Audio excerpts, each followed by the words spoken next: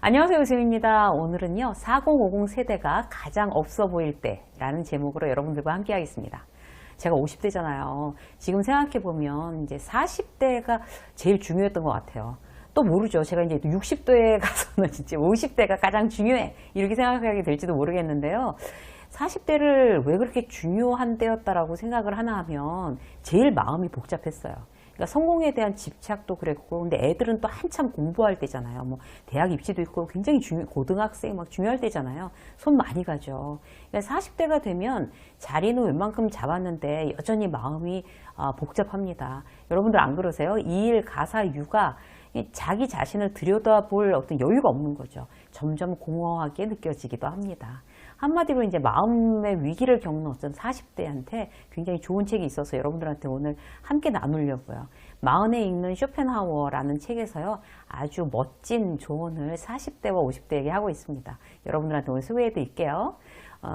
특히 이제 이럴 경우에 이제 나이답지 않게 막 초라해 보이거나 품격이 이렇게 막 떨어져 보이는 거, 한마디로 이제 없어 보이는 거잖아요. 특히 이제 40, 50대에 어떻게 하면 그렇게 보이는지, 여러분이나 저나 이런 경우 중간중간 사실 있어요. 오늘 체크하고 걷어내는 걸로 이제 우리가 리마인드 한번 해보시자고요.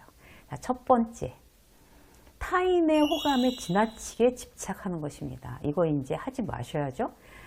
제가 이제 방송에서 호감 가는 사람에 대한 영상을 이제 올리잖아요. 그러니까 우린 누군가와 이제 더불어 살아가기 때문에 타인한테 호감 주는 거, 그 사람을 위해서가 아니고요. 이제 나 자신을 위해서 참 중요한 일이에요. 그런데 제일 중요한 건 바로 밸런스.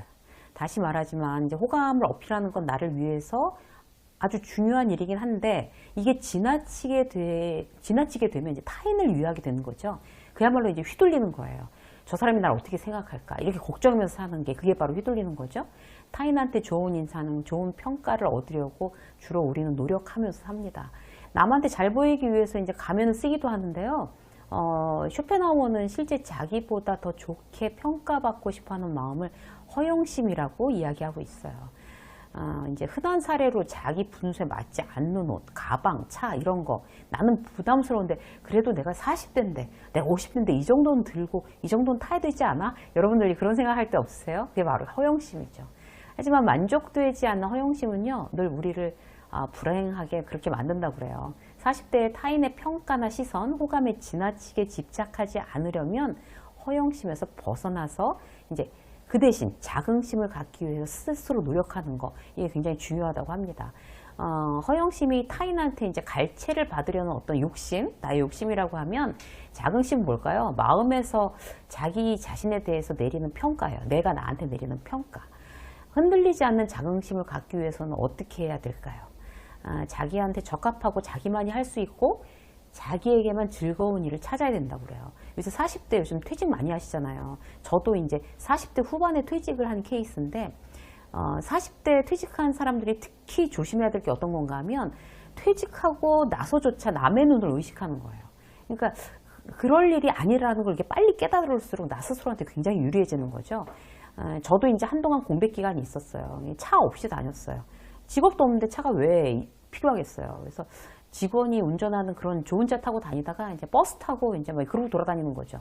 그래서 남들이 임원했다가 퇴직해도 별거 없네? 그런 시선 절대 저는 그때 그럴 거 신경 쓸 여유도 없었고 신경 안 썼던 것 같아요. 그리고 지금 생각해보면 그런 거 신경 안 쓰고 참 잘했던 일인 것 같아요. 그리고 어떻게 해야 되겠어요? 남의 시선 신경 안 쓰고 내가 좋아하는 일을 집요하게 찾는 거예요. 그러니까 저 같은 경우는 이제 뭐 글 쓰고 강연하고 뭐 책 내고 방송하고 코칭하는 일. 결국에 이게 내가 좋아하는 일이었구나. 찾아내는 거죠. 근데 보통 이제 선배들 같은 경우나 후배들 같은 경우 보면은 이게 남의 눈을 이제 의식해서 특히 막 뭐 굉장히 고위직이나 뭐 임원으로 퇴직하고 나면 뭐 남의 눈 의식해서 번듯한 점포, 뭐 번듯한 사업, 번듯한 사무실, 이 정도는 내가 뭐 해야 되지 않겠어? 라고 생각하시는 분들이 많아요. 그런데 자, 이 방송을 보시는 우리 구독자 여러분들은 이런 생각 멈추고요. 정말 내가 좋아하는 일 찾아보셔야 됩니다. 그런 분들한테 지금 이 얘기가 굉장히 도움이 될 수가 있어요. 40부터는 남의 기대에 맞춰 살지 말아야 된다는 거죠. 자기의 기준에 맞춰 사는 거예요. 자긍심이라는 보석 발견하는 순간 인생이 달라진다고 합니다.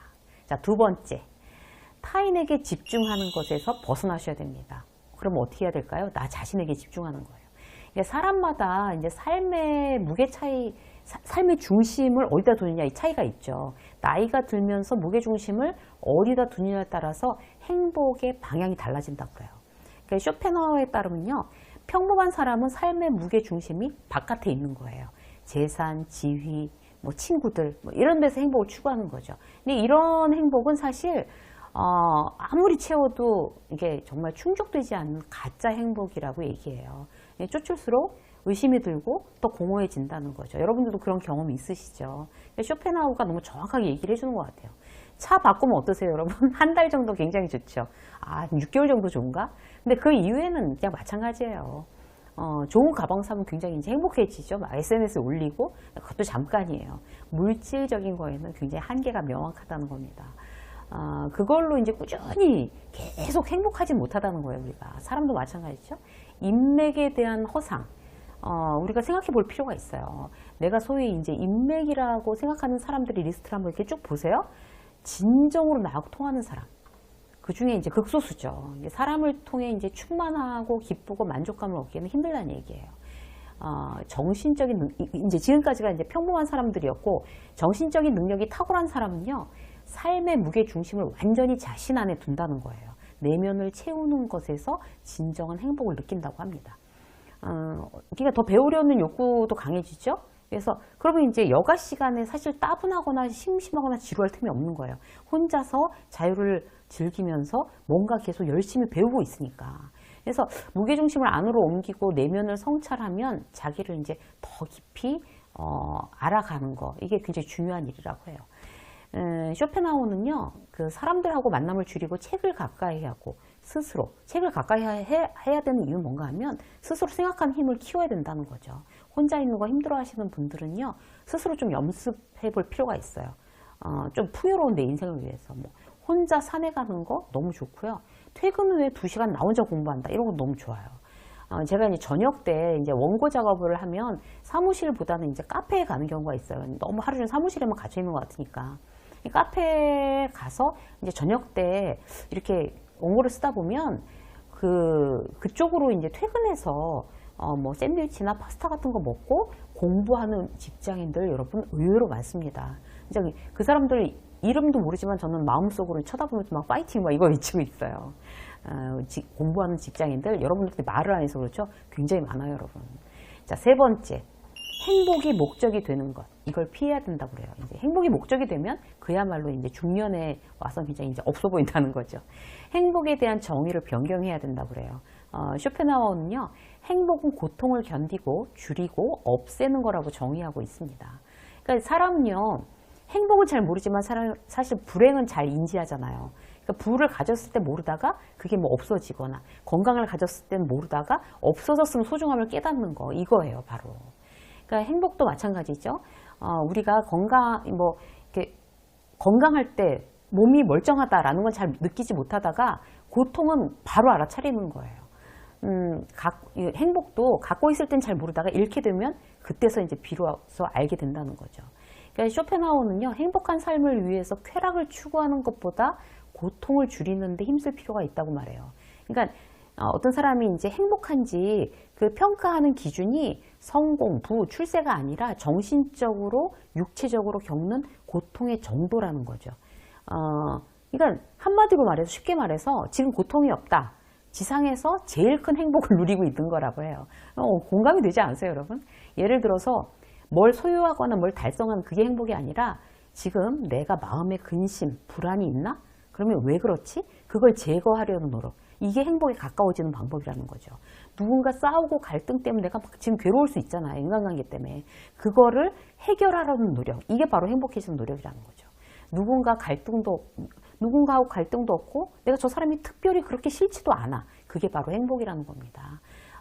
쇼펜하우어 행복론의 이게 핵심이에요. 고통의 원인을 최소화하는 거. 여러분들 한번 오늘 이 기회에 한번 생각해 보세요. 내가 지금 고통을 느끼고 있는 부분이 어떤 건가? 그러면 그것부터 일단 걷어내는 게 내가 행복에 조금 더 가까이 가는 길이구나. 이렇게 오늘 지혜롭게 생각하시고 조금 더 행복해지시는 하루가 되시기를 바라겠습니다. 선생님의 직장 수업 오늘 여기까지 하겠습니다. 고맙습니다.